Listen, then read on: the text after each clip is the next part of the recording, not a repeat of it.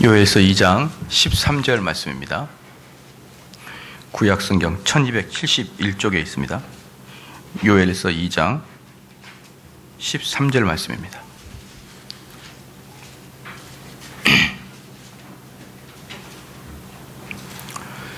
다 같이 한 목소리로 읽겠습니다. 너희는 옷을 찢지 말고 마음을 찢고 너희 하나님 여호와께로 돌아올지어다. 그는 은혜로우시며 자비로우시며 노하기를 더디하시며 인내가 크시사 뜻을 돌이켜 재앙을 내리지 아니하시나니. 아멘. 이제 회개의 요소가, 이제 회개 안에는 무엇이 있어야 되느냐 요소라는 제목으로 두 번째 제목으로 말씀을 전하겠습니다. 지난주에는 이 회개 안에는 죄의식과 슬픔, 이런 수치심, 이런 것이 있어야 된다라고 말씀을 드렸습니다. 그래서 이것에서부터 이제 돌이켜야 되고, 돌이키다, 이 말 속에 이 슬픔과 수치심이라는 게 다 포함되어 있는 것이에요. 그렇죠? 그래서 우리는 구약에서는 돌아오다, 돌이키다, 이걸 다른 말로 회개랑 동일하게 쓰고 있습니다. 그래서 회개를 할 때는 다음 두 단계, 2단계로 회개가 이루어지는데, 첫 번째 단계는 회개하지 않는 상태는 제정신이 아닌 상태인 것을 깨닫는 것이에요. 즉 무슨 말이냐 그러면 회개하지 않는 상태의 그 사람의 정신 상태는 미친 사람의 머리의 상태다, 이 말입니다. 미친 사람의 머리 상태. 제가 참 우리 교인들의 이렇게 가정을 때때로 보면 이제 교인들도 뭐 제정신이 아닐 수도 있지만, 때로는 이 배우자들이 제정신이 아니에요. 배우자들이 가만 보면 이건 뭐 미친 사람 아닌가라는 생각이 들 정도입니다. 왜 그러냐 그러면요, 조금만 더 양보해주고 조금만 더 신앙생활을 해주는 것 척 하기만 해도 그 가정은 참 행복할 거예요. 그렇죠?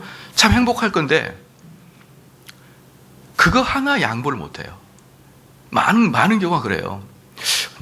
저는 저 사람이 미쳤구나, 이런 생각이 많아요. 저 정도는 자기 아내를 위해서, 자기 남편을 위해서, 때로는 이 가정의 화목을 위해서, 우리 가정에 또 누가 있나요? 자녀가 있고 이러니까 이 가정 또는 시어머니, 친정어머니, 이 모든 그 가정을 이 한 부부가 서로 타협하고 양보하면은 될 일인데, 그걸 하나 양보하지 못하고 끝까지 가족을 불행하게 끌고 가는 그런 배우자를 볼 때, 이게 정상적인 뇌라 그러면 안 해야 될 일들을 그들은 꾸역꾸역 합니다. 꾸역꾸역.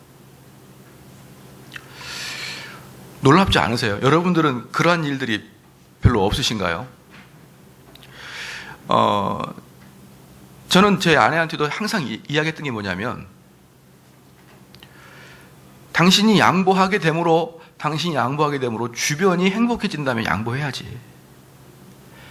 당신이 기분 나쁜 것을 감내하고 참아내서 많은 사람이 기뻐한다 그러면 그걸 감내해야지 라는 게 기본적인 제 생각인데, 말이 안 통합니다. 왜 나만 그래야 돼? 왜 나만 그래야 될까요? 그러면 답이 없죠. 그러면 제가 해줄 말이 아무것도 없죠. 목회자가 이야기하는데 물론 남편이기도 하지만, 또 남편이 이야기하고 목회자가 이고 정의로운 말이잖아요. 양보해라. 얼마나 정의로워요. 응? 청렴결백한 이야기고 정직한 이야기고, 정의로운 사나이가 해야 될 일 말 중에 양보해야 되지. 그런데 왜 나만 해야 돼? 그러면은 대놓고 나오면 할 말이 없죠. 그런데 우리 시대에는 그러한 사람들이 얼마든지 있습니다. 얼마든지. 오히려 그렇게 하지 아니하고 자기 자신의 쉽게 말하면 자기 자신의 자존심이에요. 자기 자신의 자존심을 내팽개쳐 버리고, 왜냐 그러면은 왜 자존심이냐 그러면 나는 그게 그동안 싫다 그랬거든요. 싫은데 시간이 지나서 그렇게 할게 그러면 내가 그동안의 일생을 틀렸다고 자기가 스스로 고백하는 거잖아요. 나는 그걸 싫거든. 나는 교회 가기 싫어. 나는 교인들하고 같이 어울리기 싫어. 나는 이게 옳다고 생각해. 이러면서 10년, 20년 왔다 그러면 그 사람은 10년, 20년을 자기가 옳다고 주장하다가 나왔다가 마지막에 내가 틀렸구나라고 말하는 게 여러분 쉽습니까? 여러분 쉽나요? 절대 쉽지 않아요. 이번에 대선 때 누구를 여러분이 선출했는지 모르겠습니다. 누구를 도장을 찍었는지 모르겠지만 결국 5년 후에 뭐라고 할 것이냐? 5년 후에 지금 대통령을 찍은 사람들은 거봐 잘했잖아. 그러실 것이고 5년 후에 지금 대통령을 찍지 않은 사람은 거봐 저렇게 못했잖아. 분명히 5년 후에 그럴 거예요. 사람들은 제일 말하고 싶은 게 뭐냐면 거봐 내 말이 맞지예요. 거봐 내가 생각한 게 맞지. 거봐 내가 판단한 게 맞았잖아. 거봐 내가 미래를 딱 지시했는데 그게 맞았잖아. 이렇게 말하면 얼마나 좋습니까? 그런데 내가 잘못 판단했구나. 내가 1번을 찍었는데 그게 아니었구나. 내가 1번을 찍지 않았는데 그게 아니었구나. 이렇게 말하는 사람 사실 별로 없습니다. 여러분이 정말 가치 중립적으로 주변 사람 한번 살펴보십시오. 그런 사람 있나 없나? 저는 거의 없다고 봐요. 거의 없다고 봅니다. 왜냐? 사람들은 미쳐있기 때문에. 그래서 정말 저와 여러분 거울 보고 우리 얼굴 한번 거울 보고 서보자 이 말이에요. 거울 보고 우리가 얼마나 위대한 자인지 거울 보고 한번 이야기해 보자고요. 딱 혼자 있을 때 유리 보고 우리가 거울 보면서 내가 얼마나 위대한지 보십시오. 얼마나 우리가 아무것도 아닌 존재입니까? 얼마나 아무것도 아닌 존재 아니에요. 생긴 것은 뭐 제대로 생겼냐 이 말이에요. 우리가 남들 앞에서 우리가 어디 내놓을 만한 그런 외모를 갖고 있느냐, 실력을 갖고 있느냐, 돈을 갖고 있느냐, 여러 가지를 한번 쳐다보십시다. 별것도 아니잖아요. 그런데 무언 놈의 인생에 자기의 그 가치관과 자기의 어떤 이때까지 해온 것을 그렇게 금이야 오기야 그걸 깨트리는 것에 대해서 그렇게 자존심 상해하냐 이 말입니다. 우리가 어떤 존재이길래. 그래서 우리 존재가 얼마나 비천하고 천하고 천박한지를 깨닫지 못하는 자, 알량한 자존심이 있는 자, 내가 인생을 그나마 살아왔다고 생각하는 자, 이러한 자들이 내가 잘못했구나 라고 말하는 게 어렵습니다. 그러므로 사랑하는 성도 여러분, 대부분의 사람들은 제정신을 잃고 있는 상태라 이 말이에요. 제정신을 잃고 있는 상태. 제가 지난번에 한 2년 전까지만 해도 예화를 많이 들다가 저는 많이 드는 것도 오래 쉬었다가 또 예화를 들고 그러거든요. 여러분이 또 잊을만 하면 또 들어요. 미친 사람이 우유 팩을 보면서 이건 닭이다. 닭 그러는 거예요. 그렇죠? 여러분 아시죠? 예화 제가 몇 번 들었으니까 요 닭이야. 그러니까 병원 의사가 그건 우유 팩입니다. 닭이잖아요. 그래서 병원 의사가 얘 목을 확 칼로 잘라버릴 테니까 흰색이 나오면 우유고 빨강이 나오면 닭이에요. 이제 그렇게 한 거예요. 그래서 보는 앞에서 탁 자르더니 흰색이 펄컬펄컬 나오니까 뭐라고 했다고요? 희한하게 닭이 하얀색 피를 흘리네. 희한하게 닭이 하얀색 피를 흘리네. 이게 바로 사람의 자존심이에요. 끝까지 자기가 판단했다는 것을 옳다라는 것을 증명하고 그래야만 자기가 두 다리를 버쭉 펴고 자는 것이 사람인 것입니다. 사랑하는 성도 여러분, 자기가 가던 길을 돌이키는 게 회개라 그러면 이러한 사람들이 회개할 수 있겠습니까? 한번 생각해 보십시오. 여러분의 속성이, 나의 속성이 이렇게 옹고집이고 고집불통인 사람들이 일생을 살아가면서 하나님 앞에 종교적인 행위로 하나님 내가 이런 암울한 생각을 했군요. 내가 이렇게 하나님의 죄를 짓는 생각했군요. 요 정도의 회개를 할 수 있어도 여러분의 전인격이 진정한 회개가 될 수 있겠느냐 이 말이에요. 얼마든지 자기가 주장했던 것을 잘못했다고 판단하면 철회할 수 있는 그런 능력은 어디 갔느냐 이 말입니다. 결국은 자기가 주장했다가 그게 거절당하면은 속마음으로 꿍 하고 있으면서 내가 거절당했다가 자기가 그것을 주장함으로 말미암아서 그 공동체가 얼마나 나빠지고 얼마나 체면이 구겨지고 얼마나 서로 얼굴 간에 민망하고 그런 연출을 했음에도 불구하고 그런 주장을 안 했으면은 그냥 지나갈 것인데 자기가 그런 공동체에다가 다 그렇게 했는데 그런 주장을 했으로 말미암아서 사람들이 서로 민망한 그런 얼굴을 보게 해놓고 자기의 이론이 거절됐고 자기가 했던 게 거절됐다고 마음속으로 꿍하고 있다 이 말이에요. 자기가 다른 사람한테 했던 것은 기억 안 하십니까? 자기가 이 공동체에게 민망하게 했던 그 분위기는 어떻게 할 거예요? 그런데 그런 건 하나도 고려하지 않고 자기께 거절됐다는 것만 생각하는 거예요. 자기께 무시당했던 것만 생각하는 것입니다. 그래서 사람들이 자기를 공격한다고 생각하는 거예요.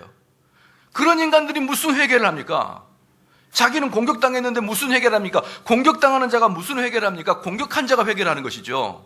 그러므로 사랑하는 성도 여러분, 회개라는 첫 번째 특징은요, 자기가 미쳐 있다는 것을 깨닫는 것이에요. 자기가 정말 미쳤었구나라는 것을, 정신병자와 같았었구나라는 것을 깨닫는 것. 이게 바로 회심의 첫 번째입니다. 일반 그 병원에서는 그렇게 말하더라고요. 한 번 정신병자는 고쳐지지 않는다 그러더라고요. 그렇게 회심이 어려운 거예요. 회심은 정말 하늘이 개벽하는 것만큼이나 어려운 말이란 말입니다. 우리가 단지 종교적인 행위 자체에서 회심하는 거 말고요. 우리는 맨날 하나님 내 마음속에 하나님을 경홀히 섬긴 것을 죄송합니다. 하나님의 마음속에 내가 죄 짓는 걸 죄송합니다. 이렇게 덧없는 죄를 회개하지만 여러분의 인격이 정말 망가질 만큼 그렇게 마음을 먹고 돌이키는 게 과연 쉽냐 이 말이에요. 과연 쉽냐. 결국은 내가 생각했고 내가 계획했고 내가 진단했던 게 맞지 않았느냐, 그 말 하고자 하는 것들이 우리 마음속에 얼마나 강하게 도사리십니까? 내가 선택했는 게 맞지 않았느냐, 거봐 내 말 따르면 손해볼 게 없지 않았느냐, 이런 식의 인격을 가진 분이 실제로 어떻게 회개를 하고 어떻게 돌이키냐 이 말입니다. 자기가 다 맞았는데. 회개는 틀리다는 것을 전제 조건으로 알고 있는데 자기가 맞았고 자기가 선견지명이 있는데 어떻게 돌이키냐 이 말이에요. 저는요, 이러한 사람들이 너무너무 교회가 많아요. 너무너무. 그래서 분명히 기도할 때는 울고 회개를 해요. 근데 기도가 끝나고 나면은 자기를 또 드러내고 자기의 주장을 또 관철시키려고 그러고 자기가 그 거절당하는 것에 대해서 속상을 계속 이야기하고, 그게 무슨 성도들의 회개의 모습입니까? 여러분, 회개는 전인격적이지 단지 종교적인 행위에서만 회개가 있는 게 아니에요. 전인격적으로 회개가 있는 것입니다.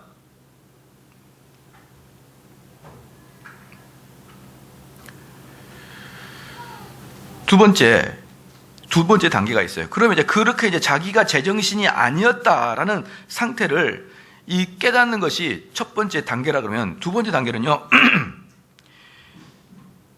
이제 우리가 잠언서 27장 8절에 보면 이렇게 나와 있어요. 고향을 떠나 유리하는 사람은 보금자리를 떠나 떠도는 새와 같으니라. 지금 무슨 말입니까?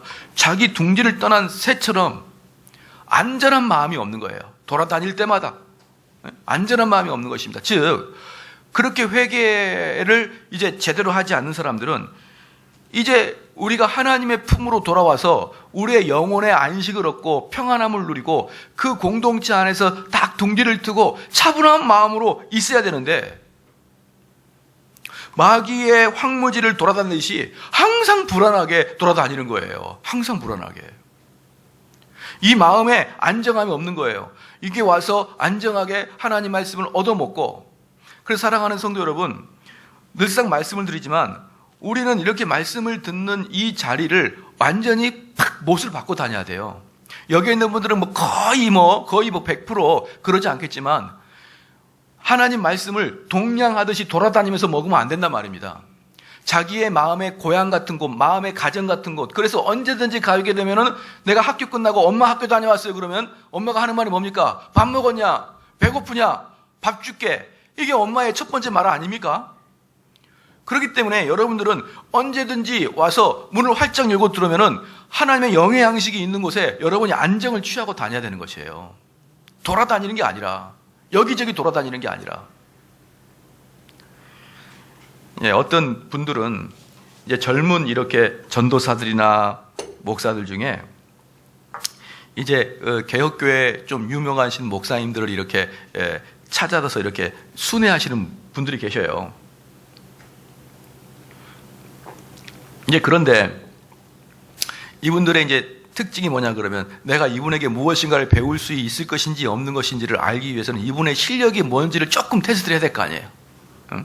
그래서 자기가 이제 막 공부하고 막 깨달은 이런 것들을 마음에 품고 와서 목사님께 혹시 이걸 어떻게 생각하십니까? 이렇게 물어봐요. 혹시 이걸 어떻게 생각합니까? 그러면 저는 항상 그분들한테 이야기합니다. 네가 영적 채배달이냐? 도장 깨고 다니게. 내가 삼성제일교회 갔더니 그 목사님 실력도 별거 아니대. 뭐 밖에서는 개혁교회 목사라고 내가 가보니까 별거 아니대. 그렇게 하지 마라. 그분들은 도장 깨기를 하고 다니듯이 각 목사님들의 실력을 테스트하려고 돌아다니는 젊은 전도사들이나 목사들이 꽤 있습니다. 여러분, 서양에서는요, 노예 가면은 절대로 젊은 목사들이 나이 드신 목사들한테 함부로 말을 못합니다. 왜 그러냐 그러면요, 그것은 우리 교회, 한국 교회가 반성해야 될 부분이에요. 왜 그러느냐? 나이 드신 목사님들은 젊은 목사보다 절대적인 시간으로 공부한 시간이 훨씬 많거든요. 근데 한국 목사님은 공부를 안 하니까 제일 똑똑한 애들이 신학교 나온 애들이 제일 똑똑해요. 신학교 나오고 나면 목사님들 공부를 별로 안 해요. 그런데 서양 목사님들은 매일이 공부하는 시간이기 때문에 신학교를 졸업한 사람이나 이제 목사님 된 사람하고는 비교도 할 수 없을 만큼 성경과 신학에 대한 지식이 엄청나게 많아요. 그래서 그들이 함부로 못합니다. 그들은 그냥 목사님의 연수에 따라서 지식의 깊이가 깊어진다 보면 이렇게 되는 거예요. 다른 말씀으로 저도 항상 공부하는 사람으로서 그 젊은 목사가, 젊은 전도사가 질문하면 저는 이미 수십 년 전에 다 과정을 거쳐왔던 그런 사람입니다. 그런 사람이에요. 제가 15, 16년 전에, 거의 20년 전에 로이 존스 목사님을 엄청나게 좋아했었죠. 지금은 로이 존스 목사님을 졸업했어요, 저는. 그리고 그 위에 또 청교도들이 또 있어요. 로이 존스 목사님이 존경했던 분들, 로이 존스 목사님이 존경했던 분들, 또 이 존경의 분들이 존경했던 분들, 이렇게 또 단계가 있어요. 단계가 고존으로 올라갈수록 저는 그 아래부터 다 훑고 들어왔거든요. 그렇기 때문에 일반적인 젊은 목사님들이 생각하고 있는, 보고 있는, 처음으로 깨달았던 부분들은 20년 전에, 15년 전에 다 알고 있는 내용입니다. 그런데도 불구하고 저는 그분들한테 절대로 말하지 않습니다. 단 한마디 합니다. 야, 떠돌아다니지 마. 떠돌아다니지 말고 차분하게 네 혼자 실력을 키워. 이건 너가 다른 사람 많이 만나서 많은 선배 목사님들하고 관계 갖고 그분들에게 영향받고 그 마음 아니잖아. 너 실력을 테스트해 보려고 돌아다니는 거잖아. 이게 지금 무슨 일이니? 그러지 말고 너 혼자 골방에서 성경 가지고, 청교도 서적 가지고, 그리고 신학 서적 가지고 씨름하고 씨름하다가, 그리고 바울처럼 3년 후에 나타나. 그게 너의 목회에 엄청난 영향을 줄 것이야. 사랑하는 성도 여러분, 회개의 두 번째 단계는 무엇입니까? 자기가 영적으로 만족하고 먹을 수 있는 영의 양식이 있는 곳을 향해 가려고 하는 마음이 강해야 되는 것입니다. 그러므로 우리 성도들은 어느 곳에 언제든지 가도 하나님 말씀이 흘러나오는 영적인 가족이 있기를 주님을 축원합니다.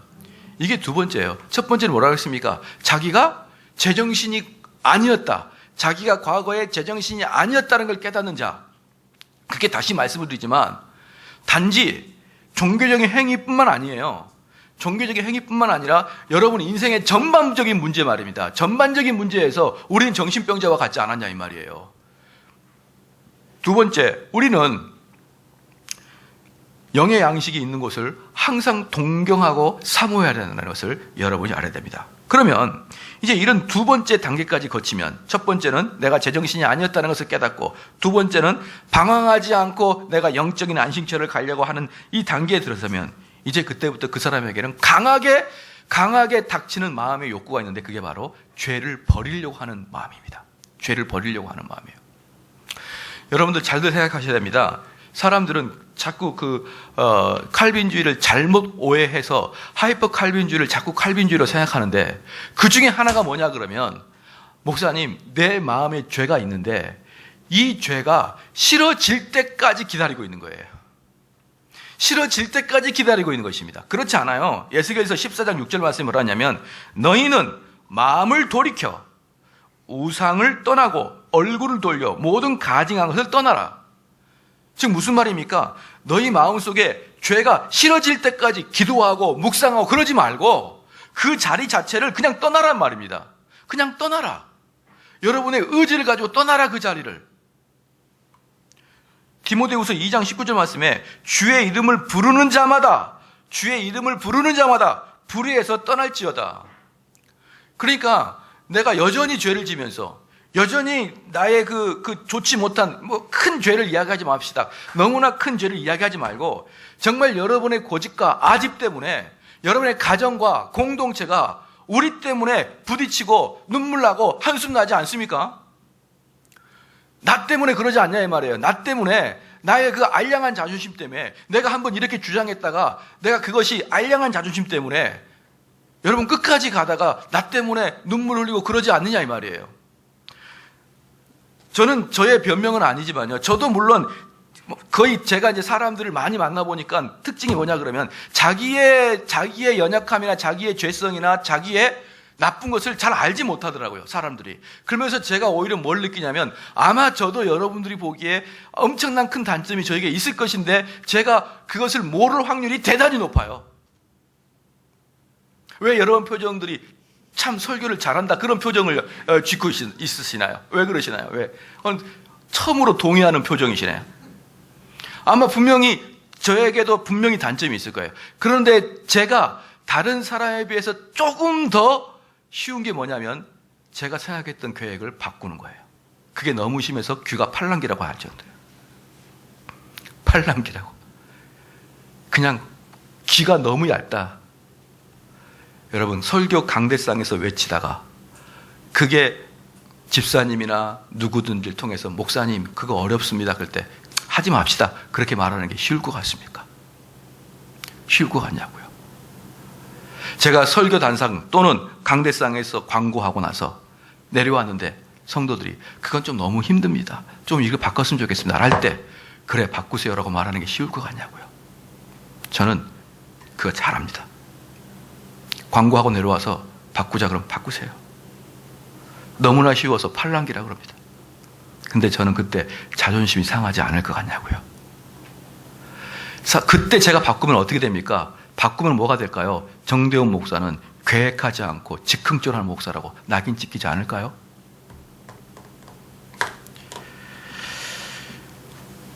그만큼 그게 쉬운 문제는 아니에요. 쉬운 문제는 아니지만 저는 항상 제가 오판할 수 있고 잘못할 수 있다고 생각하고, 그 오판과 잘못을 담임 목사라는 허울 때문에 많은 사람들에게 힘들게 하면 어떡할까라는 우려가 있기 때문에 많은 사람들이 요구한다 그러면 바꾸는 것입니다. 단지 제가 계획을 세우지 않았기 때문에, 제가 단지 즉흥적으로 했기 때문에 그러는 거 아니에요. 여러분들이 저를 잘 몰라서 그러는데 저는 이미 십수년부터 다 계획을 세우고 있던 사람입니다. 목회를 어떻게 해야 되겠다. 저는 이미 목회를 어떻게 하겠다는 게 이미 청사진이 어릴 때부터 다 잡혀 있었어요. 지금 그것을 이뤄나가고 있는 것이에요. 제가 청년부 때 꿈이 뭔지 아십니까? 청년부 때 꿈이, 이제 막 신학교를 막 들어갔을 때 꿈이 뭔지 아세요? 우리 전교인이 동일한 책을 매달마다 읽는 거였습니다. 매달마다 우리 교인이 동일한 책을 읽는 것. 언제? 거의 25년 전에 가진 꿈을 지금 제가 억지로 이뤄내고 있는 거예요. 제가 가지고 있는 여러 가지 사상들은 제가 어릴 때부터 교회는 이래야 된다라는 생각을 제가 담임 목사니까 실현하고 있는 것입니다. 무슨 말입니까? 지금 제가 즉흥적으로 생각해가지고 하는 건 거의 없어요. 그러나 때로는 그 근본적인 뿌리 말고 즉흥적으로 하는 것도 있지요. 있음에도 불구하고 그 즉흥적인 것도 기본적인 뼈대 안에서 적용되는 부분이고 활용되는 부분이지 아주 제 아이디어에 없었던 것들이 나타나는 게 거의 없습니다. 사랑하는 성도 여러분, 그럼에도 불구하고 많은 성도들이 그걸로 인해서 본질적인 문제가 아니었을 때는 그걸로 인해서 괴로워하고 힘들어하면 저는 그걸 하지 않겠노라고 스스로 마음먹고 있어요. 그런데 많은 성도들은 그런 의식을 가지고 있지 않다라는 걸 많이 느낍니다. 여러분 그렇게 되시길 주님 축원합니다. 내가 부족하다. 나는 참 별 볼 일 없다. 이 생각을 여러분들은 항상 가지고 계셔야 됩니다. 항상 저 사람은 나보다 낫다. 이 의식이 그냥 본성적으로 있어야 돼요. 그래서 이제 죄를 버리는데 이 회개한 죄인은 행위를 고치고 이전의 정욕을 이제 버리게 되겠죠. 죄를 뉘우치고 죄된 습성을 버리지 않는 자기들을 보면서 내 이 죄를 뉘우치는데 문제는 죄된 습성은 여전히 가지고 있어요. 그것은 바로 기도하면서 여러분 스스로를 기만하고 있는 것이에요. 계속 하나님께 회개해요. 근데 나의 그 삶의 습성은 패턴은 안 바뀌어요. 그 나의 삶의 습성의 패턴이 안 바뀌니까 집에 가서 여전히 그거 문제 또 싸우는 것입니다. 또 싸우는 거예요. 그건 바로 자기 기만이라 이 말입니다. 그건 자기 기만이에요. 참 회심한 자는 죄를 버리죠. 그는 죄와 정욕을 추구하던 삶을 중단하고 이전의 길을 버리는 것이고요. 그 안에는 죄가 남아있긴 하지만 그 죄는 이제 그 사람을 지배하지는 못해요. 이건 늘상 그 죄에 대한 지배를 말씀드리는데 우리는 영혼에 죄가 덕지덕지 붙어있기 때문에요. 이 육체를 입고 사는 날 동안에는 언제든지 죄를 짓게 되어 있습니다. 그런데 그 이전의 죄는 그 죄가 나를 지배해서 내가 하고 싶지 않아도 그 죄, 즉 중독이라는 걸 통해서 자꾸 죄를 짓는다 그러면 지금은요, 여러분들이 이게 죄구나. 나는 이 죄를 더 이상 짓지 말아야지. 그럼 딱 끊어버릴 수 있는 거예요. 이게 바로 여러분이 죄를 지배하는 것이고요. 이게 잘못되고 이것 때문에 가정에 불화가 있는구나. 그럼에도 불구하고 그것을 끊어내지 못하는 것은 죄가 여러분을 지배하는 거예요. 그렇기 때문에 그리스도인들도 당연히 가정 불화가 있을 수 있고요. 그리스도인들도 어느 곳에 죄를 질 수가 있는 거예요. 그러나 그리스도인의 특징은 금세 그것을 회개하고 그 삶 자체를 변화시키는 능력이 있는 것입니다. 여러분에게 그러한 능력들이 있어야 나는 회개하고 있다고 이야기하는 것이지 눈 감고 기도할 때 눈물 흘렸다고 되는 게 아니에요. 그래서 내가 그전에는 정말 좋아했어요. 내가 정말 좋아했는데 그전에는 돼지가 꿀꿀이 죽만 찾다가 이제 그가 사람이 되니까 더 이상 꿀꿀이 죽을 찾지 않듯이 그전에 내가 항상 욕망과 죄된 것만을 찾고 다니다가 그것만 찾아다니다가 이젠 그것이 어때요? 싫어지고 찾기 싫어지는 그런 단계가 오고 있냐 이 말이에요.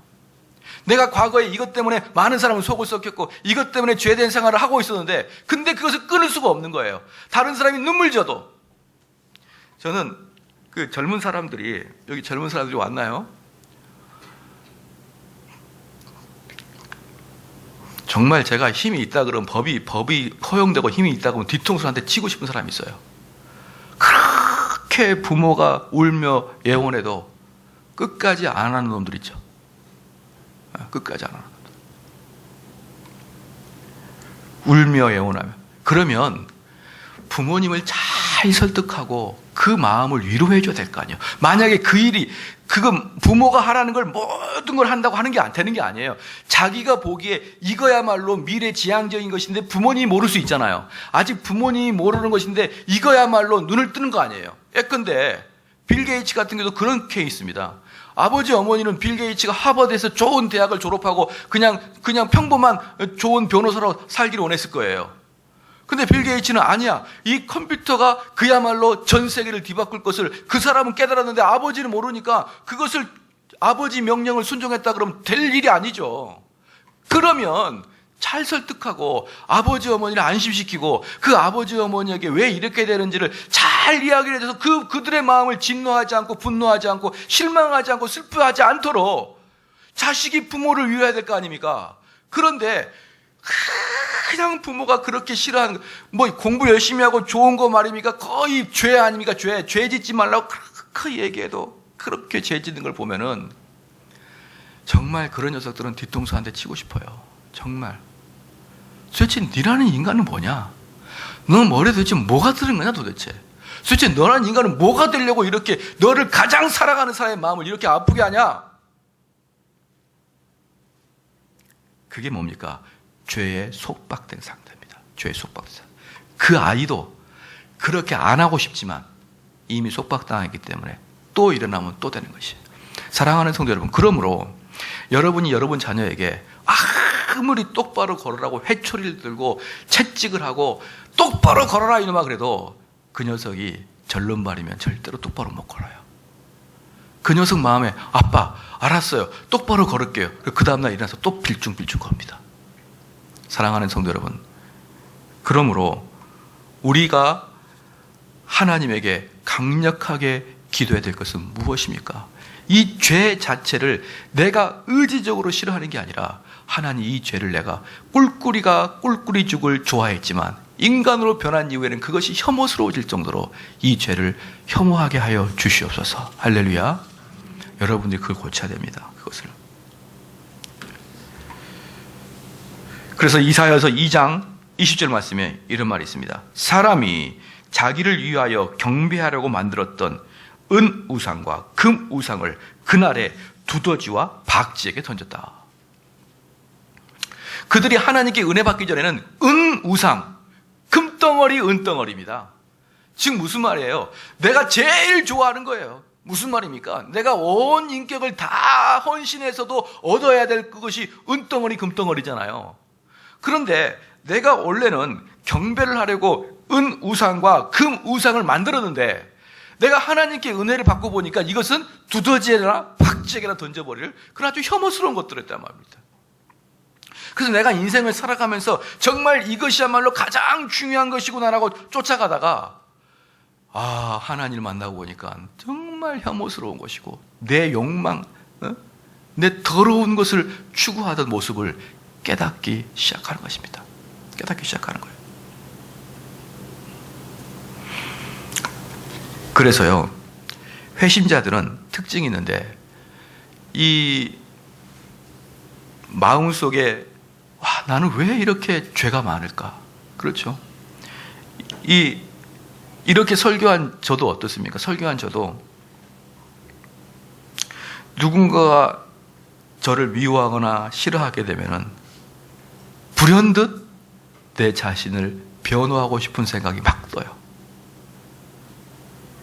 사실은 두 가지 이유가 있어요. 첫 번째는 억울한 면이 있거든요. 거의 대부분 억울한 면이 많아요. 두 번째는 내가 잘못한 게 없다라는 것을 증명하고 싶은 거예요. 연속적인 것이지만. 그래서 변명을 하고자 하는 마음으로 가득 찹니다. 이 입으로는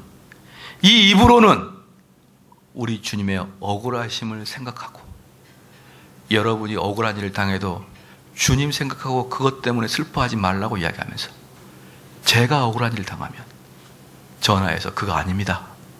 저는 그 뜻 아니었습니다. 라고 변명하는 제 모습을 보면서 어때요? 한탄스럽습니다. 한탄스러워요. 야, 이건 뭐 하는 인간인가 이게. 삼성제일교회에서 담임 목사조차 이러면 도대체 어느 누가 이런 성화의 길을 갈 수가 있단 말인가. 정말 답답합니다. 때로는 그래서 여러분께 미안한 거예요. 왜? 많은 사람들이 그러잖아요. 그 교회의 영적 성숙도는 담임 목사 성숙도를 넘어갈 수가 없다. 근데 저조차도 억울한 일을 증명하려고 하는 내 모습을 바라보면서 한탄합니다. 한탄해요. 그 결과 어떤 일을 당하느냐? 자기 자신을 혐오하게 되는 것입니다. 그래서요, 우리 그리스도인들은 자신을 혐오해야 되는데 왜 자신을 혐오해야 되냐 그러면 내 마음속에 여전히 사그라들지 않은 죄성을 보기 때문에 내 마음속에는 여전히 사그라들지 않는 죄성을 보기 때문에 내 자신을 보면서 야 너 길동이 너무한 거 아니야? 너가 지금까지 하나님께 기도한 게 얼마고 내가 지금까지 하나님 말씀 들은 게 얼마인데 아직도 이런 조그마한 기집아이가처럼 그 베드로가 그랬잖아요. 베드로가 조그마한 기집아이가 베드로 너 누구 아니야? 그러니까 그 꼬마한테 놀래가지고 야 나 그거 아니야 라고 이야기했던 베드로처럼 하나님 말씀을 전한다고 하는 저조차도 조그마한 자존심 상하게 되면 야 나 그거 아니야 라고 변무하는 나를 보면서 여러분 한탄하고 있지 않겠냐 이 말이에요. 한탄하고 있지 않겠냐 이 말입니다. 그래서 회개하는 사람들의 주 특징은 자기 자신을 미워하고 심지어 자기 자신을 혐오하는 모습까지 여러분 가게 되어 있는 거 여러분 알고 계십니까?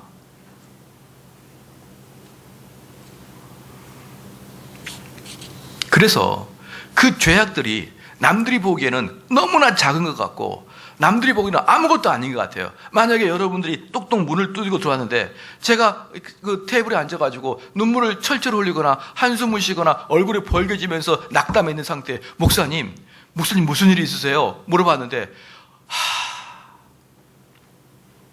내가 억울해서 김 집사한테 전화했어요. 왜 저는 이럴까요? 그럼 여러분들이 그게 그렇게 큰 죄라고 이렇게 여기시겠죠? 그렇기 때문에요. 죄는 뭐랑 똑같냐면 정말 작은 모래알 같아요. 정말 작은 티끌 같습니다. 남들이 보기에는 아무것도 아닌 것 같아요. 근데 그 티끌이 여러분에게 눈동자 안에 들어가 있는 거예요. 그래서 남들에게는 아무것도 아닌 것 같은데 이것 때문에 혼자 앉아가지고 빼려고 난리를 치는 겁니다. 난리를 치는 거예요. 여러분이 죄가 그렇게 느껴지십니까? 남들이 보기에는 아무것도 아닌데 여러분은 그걸 제거하고 싶어서 제거하지 아니하면 여러분 눈 속에 티끌이 들어간 상태에서 에라 모르겠다 그냥 잠자자 잠이 오실 것 같습니까? 그 티끌은 빼버리고 말아야 됩니다. 그래야 여러분 잠을 자듯이 여러분 아무리 작은 죄가 여러분의 인격에 들어왔을 때 그걸 빼고자 하는 마음으로 불철주야 슬퍼하고 가슴을 치고 애통하면서 그 죄로부터 이탈되기를 소원하고 계시냐 이 말이에요. 아니요. 역으로 어떤 거냐면 미쳐버렸기 때문에 이제 한국 사회는 미쳐버렸기 때문에 남들이 보기에는 너는 엄청 큰 죄인데 자기는 죄로 여기지 않아요. 자기는 사람들 돌아다니면서 상처 팍팍 주고 있고 온갖 사람들에게 분란을 일으키고 사람들을 격동시켜놓고 자기는 그것을 죄라고 여기지도 않아요. 남들은 엄청나게 큰 죄를 갖고 엄청나게 큰 단점을 갖고 있는데 자기한테는 그냥 아무것도 않아요. 다른 사람이 하면은 불륜이고 내가 하면 로맨스예요. 여러분 이런 상태에서 무슨 회개고 이런 상태에서 무슨 공의가 있습니까? 그러므로 사랑하는 성도 여러분, 우리 회개하는 자는 죽을 때까지 계속 이 싸움을 하는 거예요. 왜 죽을 때까지 이 싸움을 계속하냐 그러면 여러분 한 주간 동안 죄 짓잖아요. 죄가 지었는데 그게 큰 죄건 작은 죄건 여러분 영적인 눈 아래 들어오면요 그걸 빼고자 하는 마음으로 매일마다 눈을 씻어내고 눈물로 빼내야 되는 마음으로 있기 때문에 성도는 매일매일 죄를 짐으로 매일매일 회개하는 자가 성도인 것입니다. 할렐루야. 그러므로 청교도들은 이렇게 이야기를 했어요. 회심하는 자가 처음에 회심할 때 며칠, 몇 날 또는 몇 주 동안에 회심할 때 눈물을 왕창 흘리고 하나님께 통회하고 자복하고 그렇게 해서 회개를 했다, 회심했다라고 말하는 사람 회심하지 않는 자다 그렇게 얘기했어요. 왜? 회심하는 자는 일평생 눈물로 자기의 죄를 회개하는 자가 회심한 자라 이렇게 얘기했습니다. 일평생. 그러므로요 성도들은 너무나도 연약하게 너무나도 마귀에 속는 게 뭐냐면 우리는 과거에 하나님께 회심하였으니 과거에 이제 주님의 종이 되었으니 이제부터는 우리는 신나고 즐겁고 기쁜 마음으로 주님의 일을 진취적으로 해야 될 거 아니냐 이렇게 이야기하는데 청교도들은 원래 그들을 회심하지 않는 자라 이렇게 얘기합니다. 회심하는 자는 매일매일 티끌이 내 영혼에 들어오듯이 매일매일 티끌을 빼려고 하는 몸부림이 있어야 된다라고 이야기를 하고 있습니다. 우리의 삶을 보십시다. 얼마나 회개할 게 많아요. 술 취함, 지금은 술을 드시는지 안 드시는지 모르겠지만 과거의 그 수많은 술 취향, 욕설, 거짓말, 속임수, 주의를 더럽힘, 말과 행동이 일치하지 않은 양심의 거리낌들, 다른 사람들을 가볍게 생각하고 그 사람의 상처받을까 생각하지 않고 쉽게 했던 그 농담, 농을 통해서 사람들을 우습게 여겼던 것, 웃기게 만들었던 것, 심지어 다른 사람을 위해서 흉봤던 것, 입을 삐죽거렸던 것. 여러분, 아내가 남편에게 가장 열받게 하는 게 뭔지 아십니까? 입을 삐죽삐죽거리는 거예요. 이야기하면 실실 웃으면서 입을 삐죽삐죽거리는 것은요, 그것은 나를 때려 잡수셔요 이런 소리예요. 그런데 자기는 아무것도 안 했다 그러거든요. 단지 얼굴 근육만 좀 움직였을 뿐이죠. 그렇게 자기는 얼마나 큰 죄를 저질렀는지 몰라요. 그런데 그렇게 상대를 분노를 유발시켰던 것들, 여러분 그것들이 죄가 아닙니까? 그런데 그러한 것들은 이제 하나씩 졸업하고 계시는 건가요? 회심자는 어떤 악이라도 이탈하려고 몸부림을 치면서 그 약은 모양이라도 멀리하고 싶은데, 악에 대해서는 모양이라도 멀리하고 싶은데 또 기분 나쁘고도 입을 삐죽거리고 실실 웃고 흥 이러고.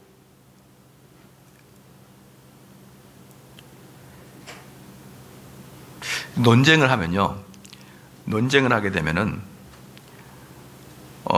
사람들이 제일 참기 어려울 때가, 논쟁할 때가, 이제 저도 그 한 2달 정도 논쟁을 해봤었는데요, 제일 참기 어려울 때가 뭐냐면 제가 이야기하고 있는데 실실 웃는 거예요.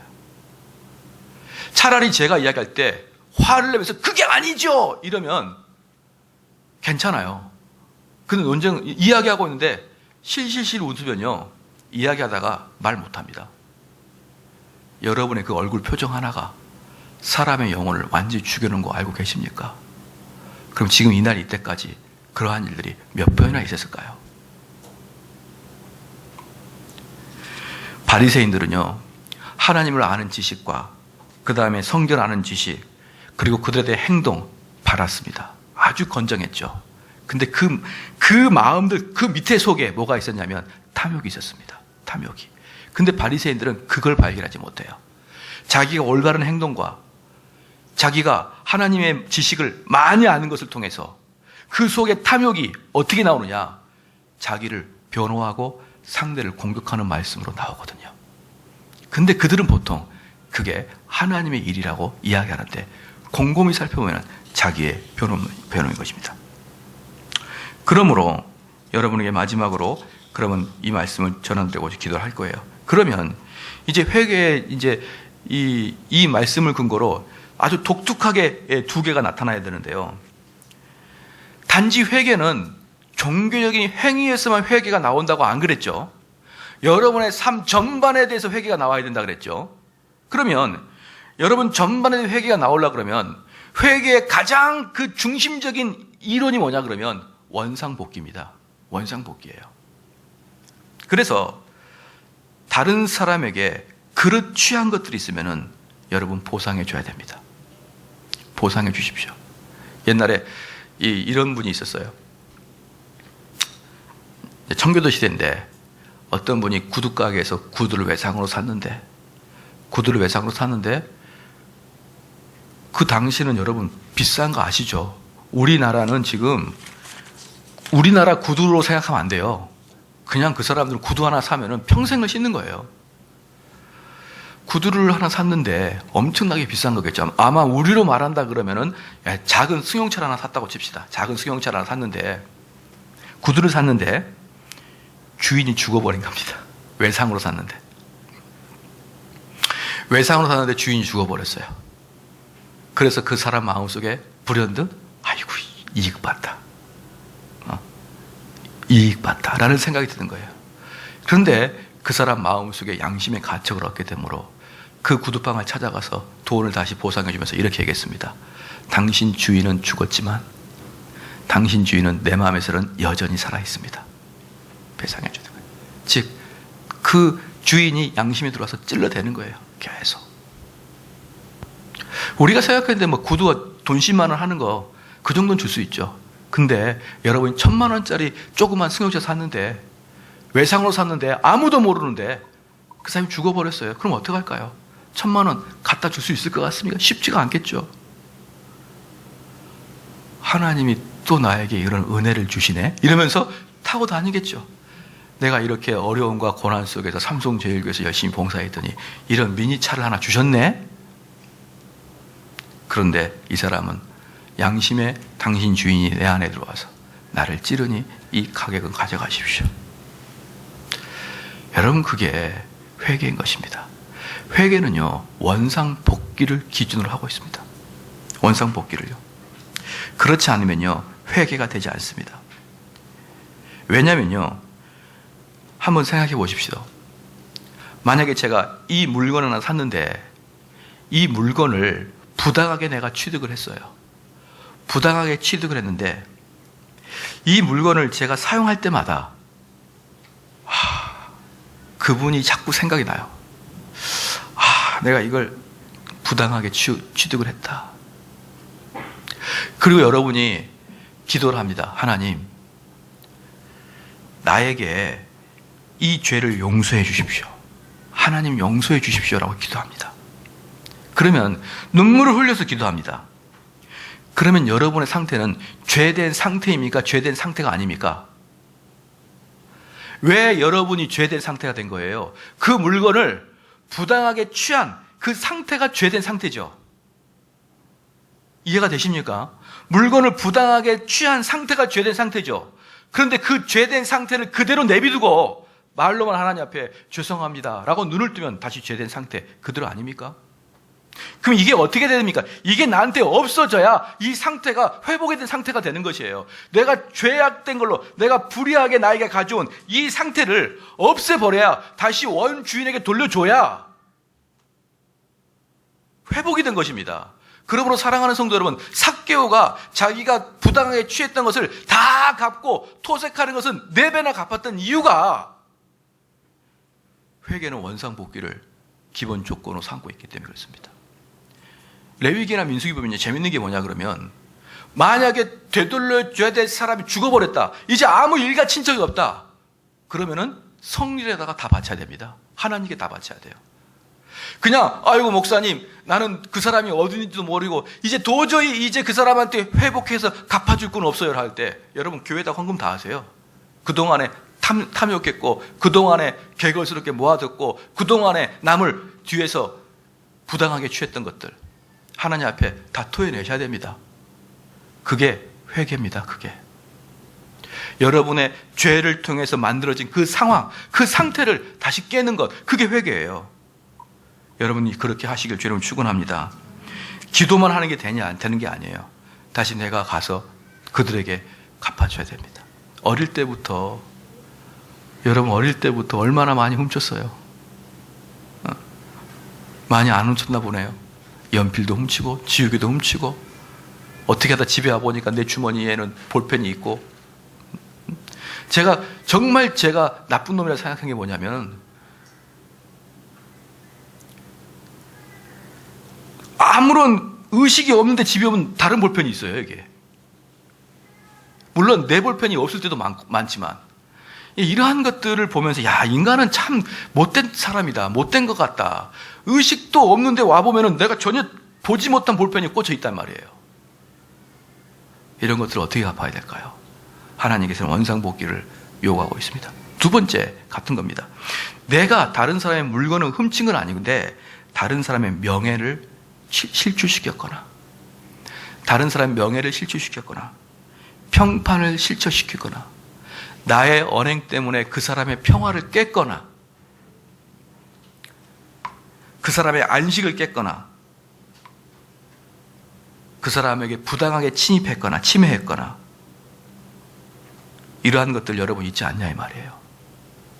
저는 이러한 것들이 우리 성도들 사이에서 회개가 되어지지 않으면요, 우리 성도들의 이 수많은 눈물의 회개는요, 여러분 하나님 보시기에 아무것도 아닌 거예요. 아무것도 아닙니다. 저도 때로는 가끔 가다가 전화를 해서 미안하다 이렇게 말할 때가 있어요. 하나님이 생각나게 하셔서 내가 그때 그들에게 잘못한 것을 용서해요. 근데 저에게도 수많은 사람들이 저에게 상처를 줬지 않겠습니까? 그렇죠? 저에게도 수많은 사람이 저에게 상처를 줬는데 우리 장모님은 저에게 상처를 많이 주지는 않았어요. 근데 우리 장모님이 제가 결혼할 때 초창기 때 반대를 하셨어요. 초창기 때. 그것도 오래 하지 않고 한 2주 정도를 강하게 반대하셨어요. 야, 내가 널 전도사한테 시집 보내려고 너를 그렇게 키운 줄 아냐? 이렇게.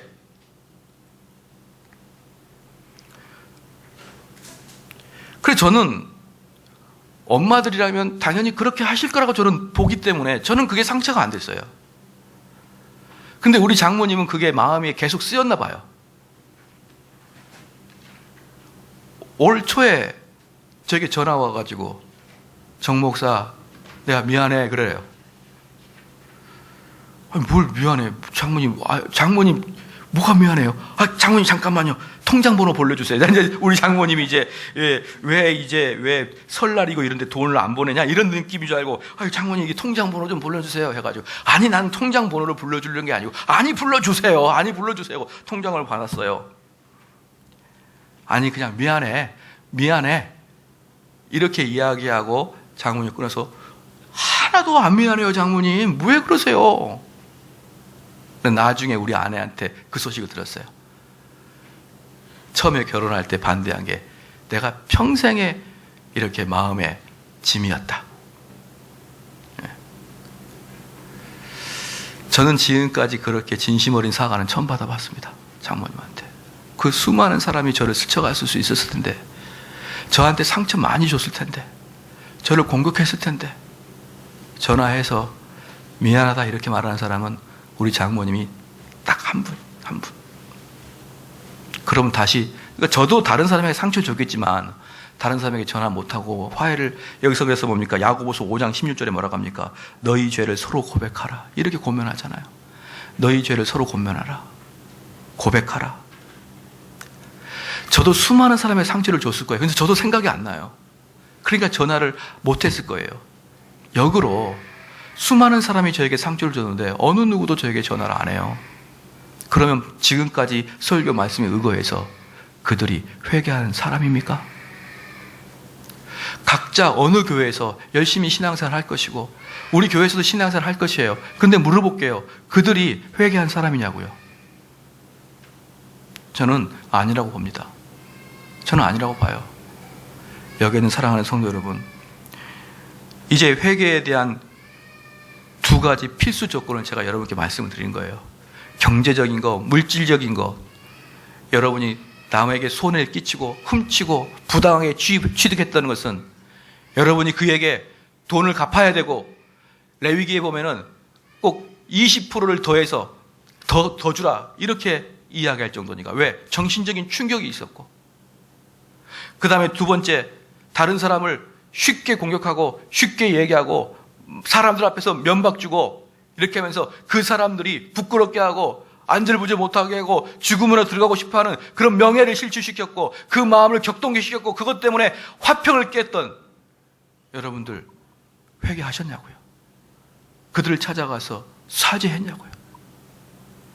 그런 거 하지 않고 눈물만 흘리고 앉아서 하나님 내 마음에 음욕의 죄를 용서해 이런 뜬구름 잡는 소리만 하지 말란 말이에요. 하나님 내 마음속에 물질만 탐구하는 내 마음을 용서해. 그런 것들을 해봐야 필요 없다고요. 진짜로 여러분 때문에 상처받은 그 수많은 사람 어떻게 할 거예요? 오늘 기도할 때요. 여러분 이걸 꼭 좀 기도해 주십시오. 여러분 하나님께 기도하십시오. 내가 누구를 상처를 줬는지 그 사람을 떠오르게 해달라고 여러분 기도해야 됩니다. 그리고 그에게 여러분이 쓰세요. 또 내가 누구에게 사과를 해야겠다. 쓰고 그에게 전화해서 우리 장모님도 저한테 뭐 눈물 흘리고 그러지 않아요. 눈물 흘리고 그러지 않아요. 그냥 겸언쩍으니까 아유 미안해. 하여튼 미안해. 미안한 거 받아준 거야 사위. 제가 받아주고 말 게 어디 있습니까? 왜 그러시네요 장모님. 어디 멀리 떠나시려고 그러십니까? 왜냐하면 우리 장모님이 입만 열면은 미국 가서 살 거야. 미국 가서 살 거랬거든.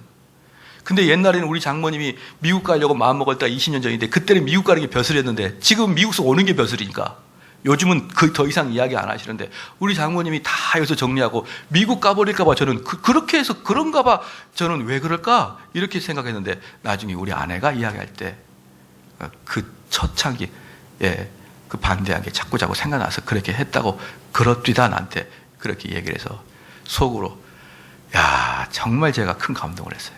야 우리 장모님이 제대로 된 신앙을 가지고 계시는구나. 제대로 된 신앙을 가지고 계시는구나.